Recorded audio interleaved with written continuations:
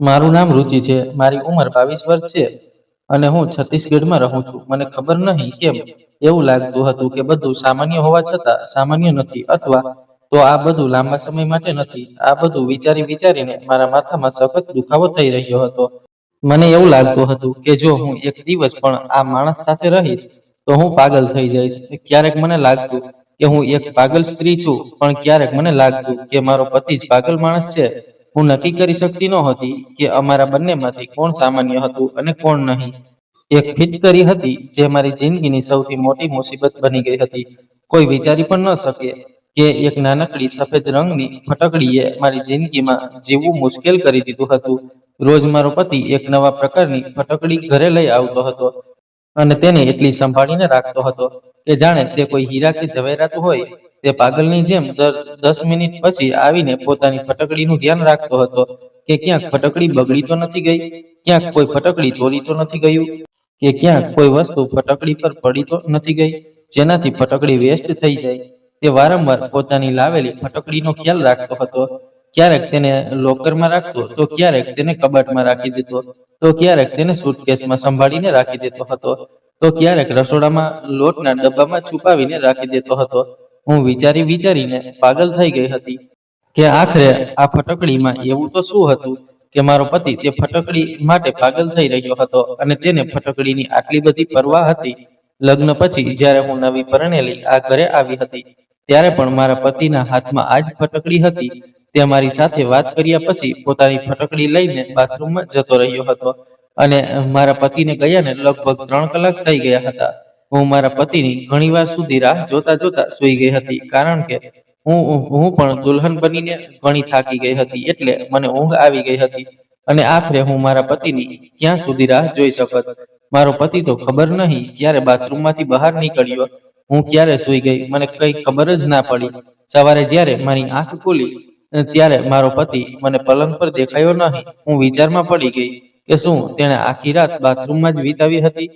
હું ખૂબ પરેશાન થઈ ગઈ હતી અને મેં જોયું કે તે બાથરૂમમાંથી બહાર નીકળ્યો અને તેના હાથમાં તે જ થેલી હતી જેની અંદર ફટકડી હતી. મારો પતિ ઘણી લાંબી વાર સુધી પોતાની ફટકડી સાથે બાથરૂમમાં બંધ રહેતો હતો અને બહાર આવ્યા પછી કહેતો કે બધી કમી પૂરી થઈ ગઈ છે, અને હું શરમાઈ જતી હતી કે ખબર નહીં તે કેવી કમી પૂરી કરવાની વાત કરી રહ્યો હતો. તે દિવસ હતો અને આજનો દિવસ છે. મારા લગ્ન લગભગ 3 મહિના થઈ ગયા હતા અને આ ફટકડીની વાર્તા આજે પણ પૂરી થવાનું નામ લેતી નહોતી. તે વારંવાર બાથરૂમમાં જતો અને ફટકડીની તે થેલી બાથરૂમની અંદર જતી વખતે અને બાથરૂમની બહાર આવતી વખતે પણ તેના હાથમાં જ હોય. બાથરૂમમાંથી સતત પાણી પડવાનો અવાજ આવતો રહેતો અને જ્યારે વધારે મોડું થઈ જતું ત્યારે મારો પતિ બાથરૂમમાંથી ખૂબ ખુશ થઈને બહાર નીકળતો હતો. હું તો એક અજીબ મૂંઝવણમાં ફસાઈ ગઈ હતી. હું મારી પરેશાની કોઈને જણાવી પણ શકતી નહોતી. આ સત્ય જાણવા માટે એક રાત્રે મેં બાથરૂમની બારીમાંથી ડોકિયું કરીને જોયું તો મારું મગજ ફાટી ગયું અને મારા હોશ ઉડી ગયા. મારા માતા પિતા મને ખૂબ પ્રેમ કરતા હતા, કારણ કે હું તેમની લાડકી દીકરી હતી. હું મારા બધા ભાઈ બહેનોમાં સૌથી નાની હતી, એટલે મને મારા માતા પિતાની સાથે સાથે મારા મોટા ભાઈ બહેનોનો પણ ખૂબ પ્રેમ મળ્યો હતો. મારા માતા પિતાનું કહેવું હતું કે હું બાળપણમાં ઘણી બીમાર રહેતી હતી અને મારા મા બાપ હંમેશા મારા સાજા થવાની પ્રાર્થના કરતા રહેતા હતા. બાળપણમાં મારી ઘણી સારવાર પણ થઈ હતી, એટલે મારા ઘરના બધા લોકો મને ખૂબ પ્રેમ કરતા હતા. મારા માતા પિતાએ ભગવાન પાસે પ્રાર્થના કરી અને રોઈને મારી જિંદગીની ભીખ માંગી હતી, પણ મારા માતા પિતાને એ ખબર નહોતી કે તેમની જિંદગી આટલી જલ્દી તેમને છોડીને ચાલી જશે અને તેમની સૌથી લાડકી અને નાની દીકરી તેમની પાછળ અનાથ થઈ જશે. જો મારા માતા પિતાને આ વાતની ખબર હોત તો તેઓ ક્યારેય બાળપણમાં મને બચાવત નહીં. મારા પરિવારમાં મારા માતા પિતા સિવાય મારો એક મોટો ભાઈ અને એક મોટી બહેન પણ હતા. તે બધા લોકો એક સાથે મને છોડીને આ દુનિયામાંથી ચાલ્યા ગયા. હું 7 વર્ષની હતી જ્યારે અમારી આખી ફેમિલી પિકનિક માટે જઈ રહી હતી. ત્યારે રસ્તામાં અચાનક મારી ગાડીનો અકસ્માત થઈ ગયો. અકસ્માત એટલો જોખમી હતો કે મારા માતા પિતા અને મારા બંને ભાઈ બહેનો ત્યાં જ મોત થઈ ગયા હતા. પણ કદાચ ભગવાનને મને જિંદગી આપવી હતી, એટલે આટલા લોકોના મોત થયા પછી પણ હું એકલી બચી ગઈ હતી. મને નજીવી ઈજા થઈ હતી. પણ મારી જિંદગી બચી ગઈ હતી. લોકો મને જોઈને નવાઈ પામતા હતા કે આ છોકરી કેવી રીતે બચી ગઈ. કહેવાય છે કે જેની જિંદગી ભગવાન લખી દે ને તેને કોણ મારી શકે. એટલે કેટલાક લોકો મને જોઈને અફસોસ પણ કરી રહ્યા હતા કે હું મારા માતા પિતા વગર કેવી રીતે આ દુનિયામાં એકલી રહીશ. સારું તો એ જ હોત કે હું પણ મારી ફેમિલી સાથે જ આ દુનિયામાંથી ચાલી ગઈ હોત.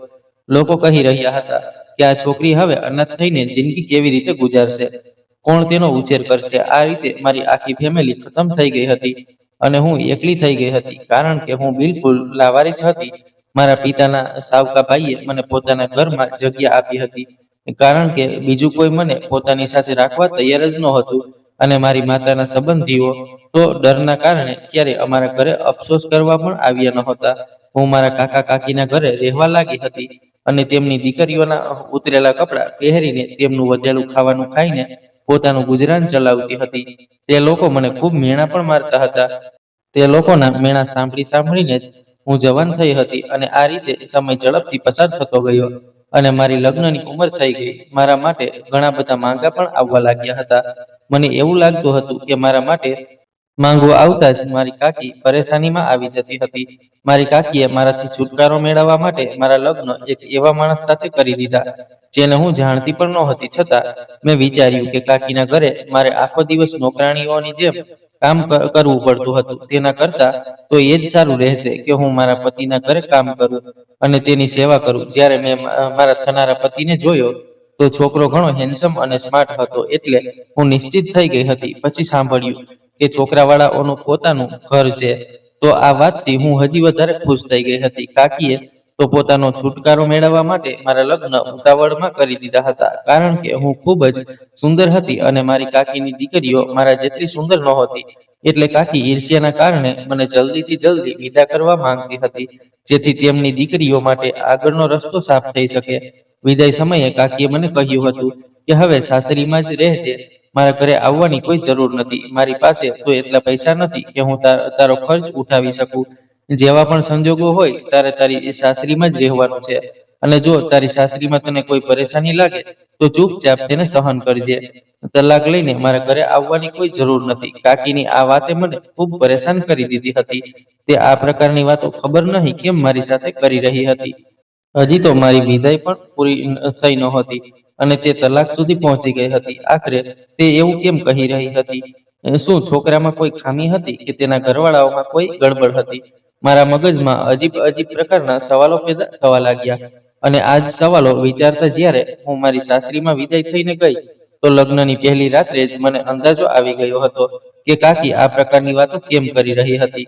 જે છોકરીના પતિએ લગ્નની પહેલી રાત્રે તેની સાથે સંબંધ બનાવવાના બદલે આખી રાત બાથરૂમમાં જ ગુજારી દીધી હોય તો તેની માનસિક હાલત શું હશે? શરમના કારણે આ સવાલ હું મારા પતિને કરી પણ શકતી નહોતી, કારણ કે હું નવી નવેલી દુલ્હન હતી અને નવી નવેલી દુલ્હન એવી વાત કહે કે તેમણે એવું કેમ ના કર્યું અને આખી રાત બાથરૂમમાં કેમ રહ્યો તો આ વાત ખોટી પડી જાત. મેં વિચાર્યું કે હું તો સૂઈ ગઈ હતી, હોઈ શકે કે તેઓ પણ આવીને સૂઈ ગયા હશે. કદાચ સવારે તેઓ ફરીથી બાથરૂમમાં નહાવા માટે ગયા હોય.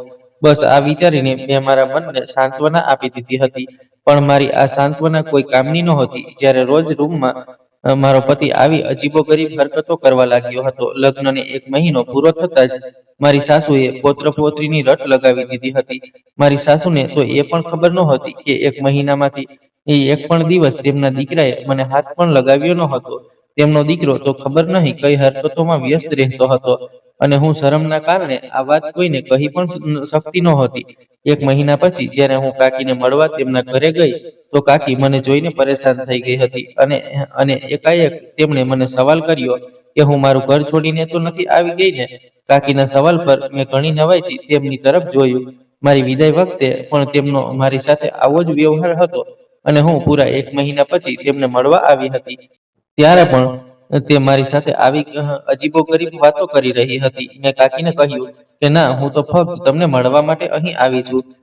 મને તેમની વાતથી ખૂબ દુઃખ પહોંચ્યું હતું. મેં મારું આખું બાળપણ અને યુવાની આ ઘરમાં જ વિતાવી હતી.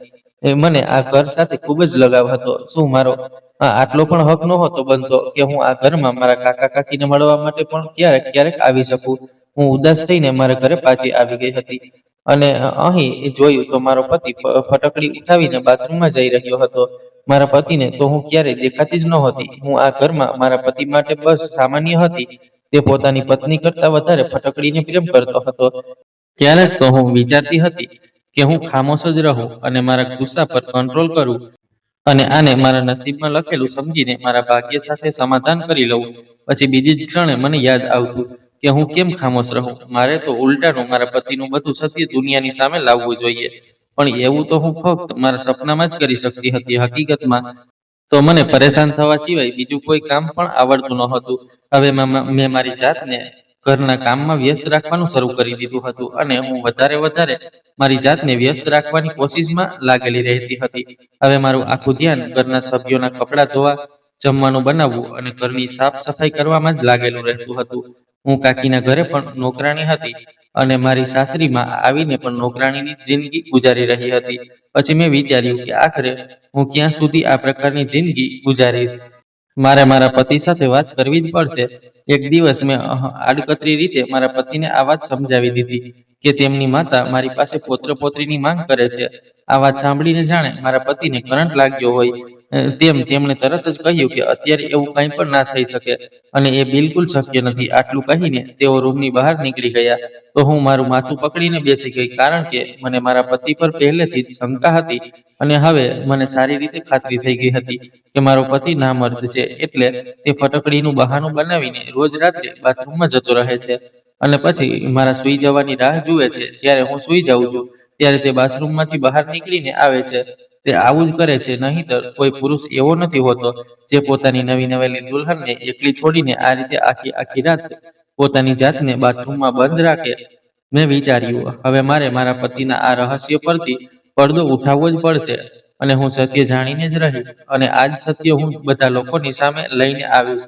એક દિવસ રાતના સમયે મેં વિચાર્યું કે હું સુવાની એક્ટિંગ કરું છું અને જોઉં છું કે મારો પતિ રાત્રે શું કરે છે. મેં આજે જ મારા પતિને કહ્યું હતું કે મને બહુ ઊંઘ આવી રહી છે અને મારી તબિયત ઠીક નથી. મારું માથું દુખવાથી ફાટી રહ્યું છે. એટલે તે મને જગાડવાની કોશિશ ના કરે. મારી આ વાત સાંભળીને તો મારા પતિના ચહેરા પર અજીબ સ્મિત આવી ગયું હતું, જાણે કે તેઓ રાહ જોતા હોય કે હું જલ્દીથી સૂઈ જાઉં. મારા પતિએ મને કહ્યું કે ઠીક છે, જો તારી તબિયત ઠીક નથી તો તું જલ્દી સૂઈ જજે. હું તને જરાય ડિસ્ટર્બ નહીં કરું. તેણે રૂમની લાઇટ બંધ કરી દીધી અને રૂમની બહાર નીકળી ગયો. એ સત્ય હતું કે મને લેટતા જ ઊંઘ આવી જતી હતી, કારણ કે હું આખો દિવસ બહુ કામ કરતી હતી અને થાકથી લોથપોથ થઈને જ્યારે હું મારા પલંગ પર સૂવા માટે લેટતી હતી તો મને તરત જ ઊંઘ આવી જતી હતી. પણ હું આજે બહુ કોશિશ કરી રહી હતી કે હું જાગતી રહું, પણ મારું ઊંઘ પર કોઈ જોર નહોતું. આજે મેં વિચાર્યું કે દિવસમાં જ્યારે મારો પતિ ઘરે હતો ત્યારે મેં તેમને કહ્યું કે મારી તબિયત ઠીક નથી અને હું સૂવા માંગુ છું. તો તેમણે મને કહ્યું કે હા ઠીક છે, ઘરનું કામ કોઈ પણ કરી લેશે, તું આરામથી સૂઈ જા. મારી સાસુને લાગ્યું કે હું પ્રેગ્નેન્ટ છું અને મારી તબિયત ઠીક નથી એટલે હું આરામ કરી રહી છું અને મારી સાસુએ પણ મને કોઈ કામ માટે ના કહ્યું, નહીંતર મને તો આરામ કરવાનો મોકો જ ના મળત. મેં ઊંઘ પૂરી જ કરી લીધી હતી. હું ધરાઈને સૂઈ હતી જેથી હું રાત્રે મોડી સુધી જાગી શકું. હું લગભગ 1 કલાક સુધી મારા પતિને રાહ જોતી રહી હતી. 1 કલાક પછી જ્યારે મારા પતિ રૂમમાં આવ્યા તો હું એવી થઈ ગઈ જાણે હું ગાઢ નિંદ્રામાં સૂતી હોઉં. મેં જોયું કે તેઓ તેજ ફટકડીવાળી થેલી લઈને બાથરૂમમાં જતા રહ્યા હતા. જ્યારે તેમણે બાથરૂમનો દરવાજો બંધ કર્યો ત્યારે હું તરત જ ઊભી થઈ ગઈ. મને ડર નહોતો કે તેઓ બહાર આવશે, કારણ કે મને ખબર હતી કે હવે તેઓ ઘણીવાર સુધી બહાર આવવાના નથી. હું ઘરના પાછળના ભાગ તરફ જવા લાગી હતી અને ચોરની જેમ ધીરે ધીરે ઊભી રહી હતી, જ્યાં બાથરૂમની બારી પણ હતી. પણ બાથરૂમની બારી બહુ ઊંચાઈ પર હતી અને તે બારીમાંથી હું અંદર સુધી જોઈ શકતી નહોતી, કારણ કે બારીની ઊંચાઈના હિસાબે મારો કદ બહુ નાનો રહી ગયો હતો. પણ હું જલ્દીથી જઈને એક ખુરશી લઈને આવી અને મેં તે ખુરશી મૂકી અને તેના પર ઊભી રહી ગઈ. તે સમયે રાતના 2 વાગી રહ્યા હતા અને ઘરના બધા લોકો સૂઈ ગયા હતા.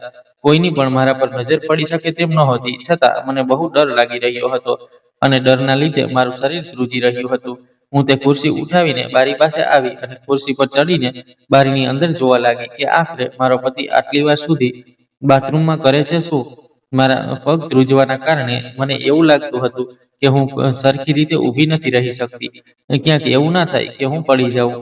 મેં મારી અંદર હિંમત પેદા કરી અને ખુરશી પર ઊભી રહી ગઈ, પણ જેવું મેં બાથરૂમની બારીમાંથી અંદર જોયું તો સામેનું દ્રશ્ય જોઈને મારી આંખો સામે અંધકાર છવાઈ ગયો હતો. હું ખુરશી પરથી પડતા પડતા બચી ગઈ હતી. આ મારો પતિ કેવું કામ કરી રહ્યો હતો? ફટકડી સાથે આખરે આ બધું શું થઈ રહ્યું હતું? મારા પતિનું મગજ તો ઠીક હતું. મેં માંડ મારી જાતને સંભાળી હતી અને પાછી મારા રૂમમાં આવી ગઈ હતી. રૂમમાં આવતા જ મારી આંખોમાં આંસુ આવી ગયા હતા અને હું ડસકે ડસકે રોવા લાગી હતી. મને મારા નસીબ પર રોવું આવી રહ્યું હતું, કારણ કે આજે મારા પતિની અસલિયત ખુલ્લેઆમ મારી આંખો સામે આવી ગઈ હતી. આજ સુધી મારો પતિ મારી નજર કેમ નહોતો આવ્યો? હવે મને આ વાત સારી રીતે સમજાઈ ગઈ હતી. તો તે આ કારણ હતું જેના કારણે મારો પતિ મારાથી દૂર દૂર રહેતો હતો. હવે મને ખાતરી થઈ ગઈ હતી કે મારી કાકી મારા પતિની અસલિયત સારી રીતે જાણતી હતી. એટલે જ તે મારી સાથે આવી વાતો કરતી હતી. તેમણે જાણી જોઈને મને આ નરકમાં ધકેલી હતી. નહીંતર મારા માટે માંગાની કોઈ કમી નહોતી. હું ખૂબ જ સુંદર હતી, જેના કારણે લોકો મને જોતા જ પસંદ કરી લેતા હતા. અને કાકીને ફક્ત એ જ વાતનો ડર હતો કે ક્યાંક મને તેમની દીકરીઓ કરતાં વધારે સારું માંગવું ના મળી જાય. તેથી તેમણે મારા લગ્ન આ માણસ સાથે કરાવી દીધા હતા. મેં નક્કી કરી લીધું હતું કે હું ક્યારેય મારી કાકીને માફ નહીં કરું. તેમને મર્યા પછી તો ભગવાન સામે જવાબ આપવો જ પડશે. અને હું એ પણ જાણી ગઈ હતી કે મારી સાસુ અને સાસરીના બધા લોકો મારા પતિની આ હરકત વિશે જાણતા નહોતા, કારણ કે મારા સાસરીના બધા લોકો પોતપોતાની લાઈફમાં ખૂબ વ્યસ્ત હતા.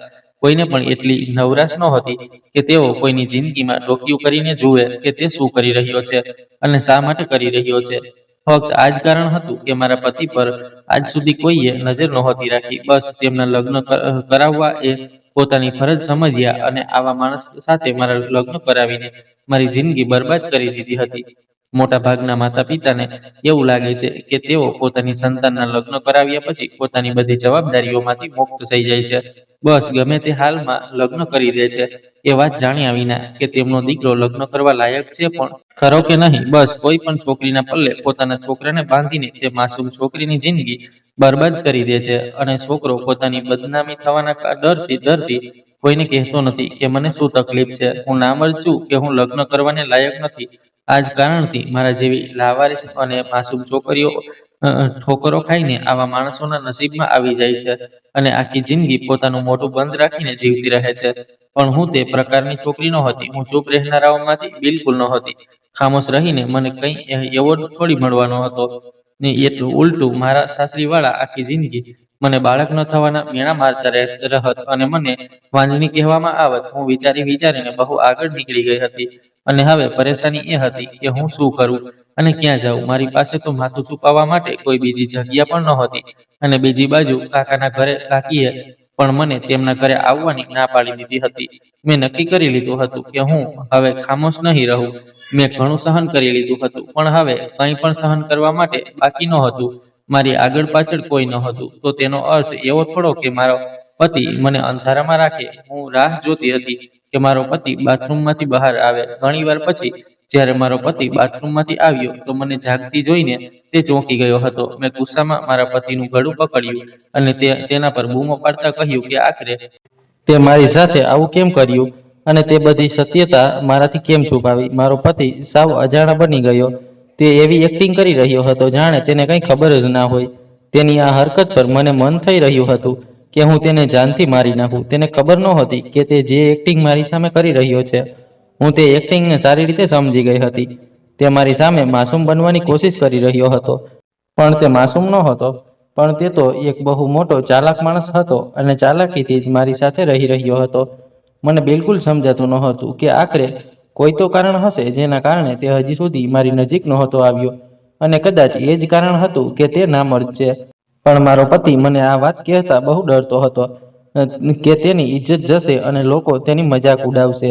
એટલે જ તેણે લગ્ન કરીને પોતાનો બધો આરોપ પોતાની પત્ની પર નાખવાનું વિચાર્યું હશે. મારા મગજમાં વારંવાર અજીબ વિચારો આવી રહ્યા હતા. હવે મારા લગ્નને 3 મહિના થઈ ગયા હતા અને છેલ્લા 3 મહિનાથી હું સતત ડિપ્રેશનનો શિકાર થઈ રહી હતી.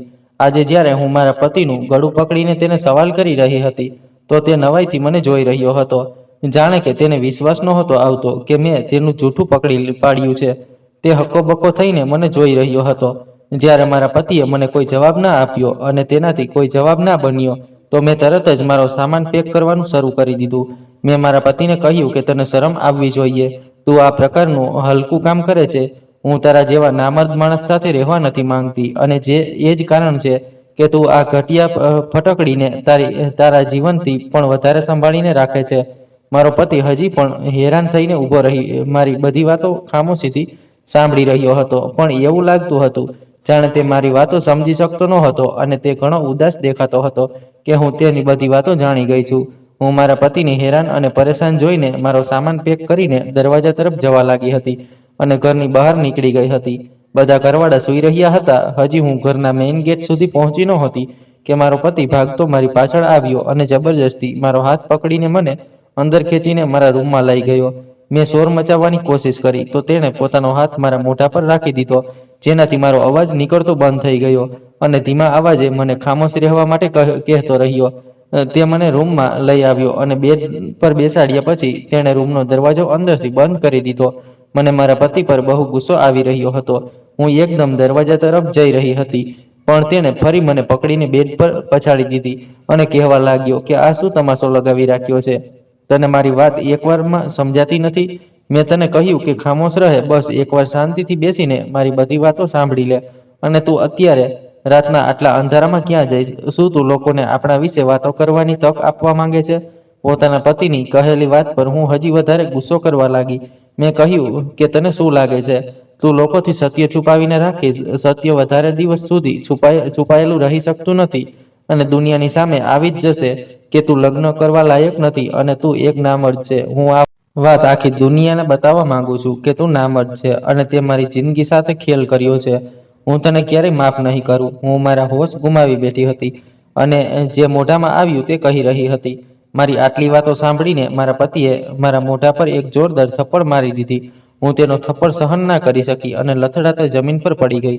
અને જમીન પર જ્યારે મારા ઘૂંટણ વાગ્યા તો હું સખત પીડામાં આવી ગઈ હતી અને દર્દથી મારી આંખો ભરાઈ આવી હતી અને હું રોવા લાગી હતી. ખરેખર તો આ ઈજા તો બહુ નજીવી હતી. જે ઈજા મારા દિલ પર લાગી હતી તેણે મારા આખા દિલને ઘાયલ કરી દીધું હતું. હું ચોંકી ગઈ અને પરેશાનીથી મારા પતિ તરફ જોવા લાગી. મને આ વાતની બિલકુલ અપેક્ષા નહોતી કે મારો પતિ આખરે મારા પર હાથ પણ ઉપાડી શકે છે. બીજી જ ક્ષણે હું થપ્પડનું દર્દ ભૂલીને મારા પતિની સામે આવીને ઊભી રહી ગઈ અને કહેવા લાગી કે તારા થપ્પડ મારવા છતાં પણ હું આ ઘરમાં હવે નહીં રહું. મેં પણ બૂમો પાડી પાડીને મારા પતિ સાથે વાત કરવાનું શરૂ કરી દીધું હતું. મારા પતિએ ફરીથી કહ્યું કે ધીમા અવાજે વાત કર, નહીંતર બધા ઘરવાળા જાગી જશે. મારા પતિને બહુ ગુસ્સો આવી રહ્યો હતો અને તેની આંખોમાં ગુસ્સાભર્યા હાવભાવ સ્પષ્ટ જોઈ શકાતા હતા. મારા પતિએ કહ્યું કે તું જેવું વિચારે છે એવું કંઈ નથી. કદાચ તને ગેરસમજ થઈ છે. હું નામર્દ નથી. તું મારા મગજથી આવું વિચારવાનું બંધ કરી દે. હું નામર્દ નથી, પણ હું એક બહુ મોટી બીમારીનો શિકાર છું, જેના કારણે એક વૈદ્યે મને આ ઈલાજ કરવા વિશે જણાવ્યું હતું કે હું ફટકડીના ઉપયોગથી જલ્દી સ્વસ્થ થઈ જઈશ. પહેલાં તો હું બિલકુલ ઠીક હતો, પણ છેલ્લા 6 મહિનાથી મારા શરીરમાં ખરાબ રીતે ખંજવાળ આવી રહી હતી અને ધીરે ધીરે દુર્ગંધ પણ પેદા થવા લાગી હતી અને આ કારણે મારી નજીક કોઈ આવતું નહોતું. મેં મારી આ બીમારીનો દરેક રીતે ઈલાજ કર્યો. મોટામાં મોટા ડૉક્ટરને બતાવ્યું અને ઘણી બધી મોંઘી દવાઓનો પણ ઉપયોગ કર્યો. નેટ પરથી જોઈને દરેક ઘરેલું ઉપાય પણ અજમાવી લીધા, પણ મને ફક્ત સામાન્ય જ ફાયદો થતો હતો. પણ હવે મારી આ બીમારી ઘણી હદ સુધી વધી ગઈ હતી અને મારે બહુ મુશ્કેલીનો સામનો કરવો પડતો હતો. ઘણા મોટા ડૉક્ટરોને બતાવ્યું તો તેમણે જણાવ્યું કે મારા લોહીમાં ઇન્ફેક્શન થઈ ગયું છે.